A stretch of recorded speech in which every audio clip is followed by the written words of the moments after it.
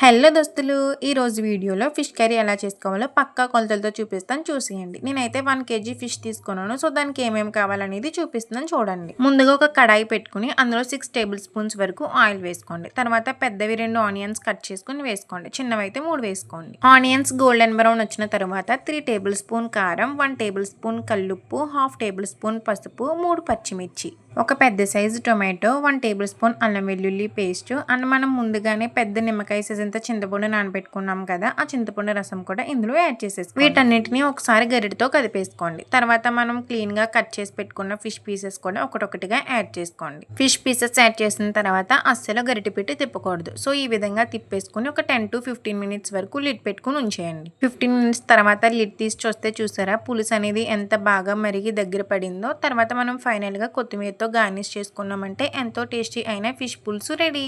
ఈ ప్రాసెస్ మొత్తం medium flame మీదే చేసుకోండి. ఏంటి ఫిష్ కర్రీ ఇంత సింపుల్ అనిపిస్తుందా? చాలా సింపుల్, ఎంతో సింపుల్ అండ్ ఈజీగా చేసేయచ్చు. ఫిష్ పుల్స్ అనేది అన్ని కర్రీస్ లాగా వేడివేడిగా తినేసామంటే అస్సలు బాగోదు. మనం మార్నింగ్ కుక్ చేసుకుని ఆఫ్టర్నూన్ ఆర్ నైట్కి తిన్నామంటే చాలా టేస్టీగా ఉంటుంది. చల్లగా అయితే ఇంకా బాగుంటుంది. ఫిష్ కర్రీ చేయడం రాలేని వాళ్ళు కూడా చాలా ఈజీ అండ్ సింపుల్గా పక్కా కొలతలతో చూపించేశాను కదా. ఒకసారి మీరు కూడా ఇంట్లో ట్రై చేసి ఎలా వచ్చిందో కామెంట్స్లో చెప్పడం అస్సలు మర్చిపోకండి. ఈ రోజు మా సండే స్పెషల్ ఫిష్తో కానిచ్చేసాం. మరి మీ ఇంట్లో ఏంటో కూడా చెప్పేయండి. అంతవరకు ఉంటాను. బాయ్ బాయ్ దోస్తులు. Thank you for watching. Please to subscribe.